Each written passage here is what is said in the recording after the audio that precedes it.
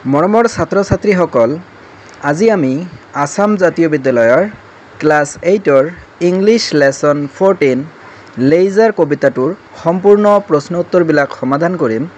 তো তোমালোকে যদি লেইজাৰ কবিতাটোৰ অসমীয়া আলোচনাৰ ভিডিঅ'টো চোৱা নাই তেনেহ'লে এই ভিডিঅ'ৰ ডেছক্ৰিপশ্যন বক্সত লিংকটো দিয়া থাকিব, অথবা তোমালোকে এই ভিডিঅ'ৰ শেষত থাম্বনেইলটো চাব পাৰিব। তো থাম্বনেইলত ক্লিক কৰিও তোমালোকে ভিডিঅ'টো চাই আহিব পাৰা। আৰু তোমালোকে যদি মোৰ চেনেলত নতুন আহিছে তেনেহ'লে চেনেলটো ছাবস্ক্ৰাইব কৰি ল'বা। তো বলা আমি ভিডিঅ'টো আৰম্ভ কৰিছোঁ। 1 নম্বৰত দিছে answer the following question in complete sentence, অৰ্থাৎ তলত দিয়া প্ৰশ্নবোৰ এটা বাক্যত উত্তৰ লিখিবা। এ নম্বৰ কুৱেশ্যনটো আছে who are we in the poem, অৰ্থাৎ কবিতাটোত আমি বুলি কাক বুজোৱা হৈছে। আৰু ইয়াৰ এনসাৰটো হ'ব in the poem we means the human beings, অৰ্থাৎ কবিতাটোত আমি বুলি মানুহক বুজোৱা হৈছে। বি নম্বৰ কুৱেশ্যনটো আছে how do the streams look in broad daylight, অৰ্থাৎ দিনৰ পোহৰত নৈবোৰ কেনেকুৱা দেখা যায়।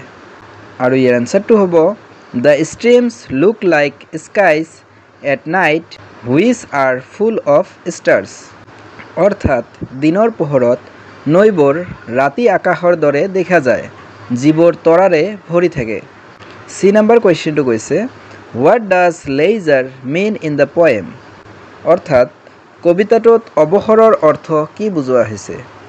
আৰু ইয়াৰ এনসাৰটো হ'ব in the poem ledger means free time, অৰ্থাৎ কবিতাটোত অৱসৰ মানে আজৰি সময় বুলি কোৱা হৈছে, অৰ্থাৎ যেতিয়া আমি ফ্ৰী থাকোঁ সেই সময়খিনিক বুজোৱা হৈছে।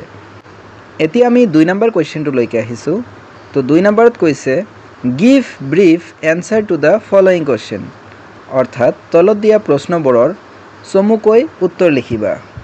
এ নম্বৰ কুৱেশ্যনটো কৈছে when and where can we see the squirrels hiding their nuts, তো ইয়াৰ অৰ্থ হ'ল কেতিয়া আৰু ক'ত এই কেৰ্কেটুৱাবোৰে সিহঁতৰ বাদামবোৰ লুকুৱাই ৰাখে। তো ইয়াৰ এনসাৰটো হ'ব when we pass by woods squirrels hide their nuts in grass, অৰ্থাৎ আমি যেতিয়া হাবিৰ কাষেৰে পাৰ হৈ যাওঁ তেতিয়া কেৰ্কেটুৱাবোৰে নিজৰ বাদামবোৰ ঘাঁহত লুকুৱাই ৰাখে। বি নম্বৰ কুৱেশ্যনটো আছে what does the poet wish to see in his free time, অৰ্থাৎ কবিয়ে আজৰি সময়ত কি চাব বিচাৰে। ইয়াৰ এনসাৰটো হ'ব the poet wish to see sheep and cows stare squirrels in the woods streams full of stars beauty's glance and her smile etcetera, অৰ্থাৎ কবিয়ে ভেড়া আৰু গৰুৰ থৰ লাগি থকা হাবিত কেৰ্কেটুৱাবোৰ, তৰাৰে ভৰা নৈবোৰ, সৌন্দৰ্যৰ চাৱনি আৰু তাইৰ হাঁহি ইত্যাদি চাবলৈ ইচ্ছা প্ৰকাশ কৰে। চি নম্বৰ কুৱেশ্যনটো আছে why according to the poet is our life poor, অৰ্থাৎ কবিৰ মতে আমাৰ জীৱন কিয় দুখীয়া।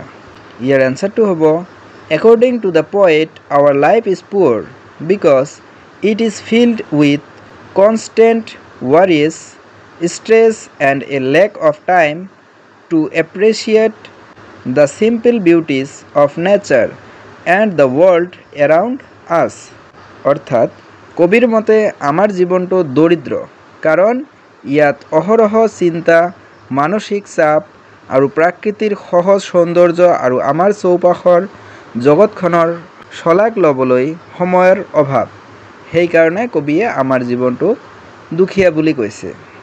এতিয়া আমি 3 নম্বৰ কুৱেশ্যনটোলৈকে আহিছোঁ।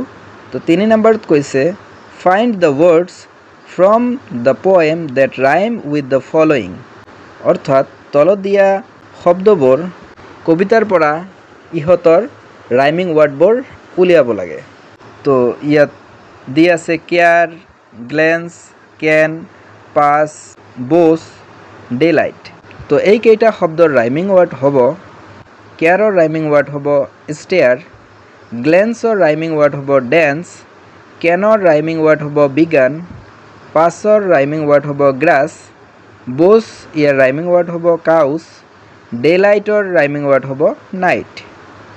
তো মৰমৰ ছাত্ৰ ছাত্ৰীসকল, এয়া আছিল লেইজাৰ কবিতাটোৰ সম্পূৰ্ণ প্ৰশ্ন উত্তৰৰ ভিডিঅ'। তো আশা কৰোঁ তোমালোকক এই ভিডিঅ'টো বহুত ভাল লাগিছে আৰু যদি ভিডিঅ'টো ভাল লাগিছে তেনেহ'লে ভিডিঅ'টোত এটা লাইক কৰি দিবা আৰু এটা ধুনীয়াকৈ কমেণ্ট কৰি দিবা। আৰু যদি তোমালোকে এই কবিতাটোৰ অসমীয়া আলোচনাটো চাব বিচৰা তেনেহ'লে ছাইডত দিয়া থাম্বনেইলত ক্লিক কৰি এই কবিতাটোৰ অসমীয়া আলোচনাটো চাই আহিব পাৰা। ধন্যবাদ।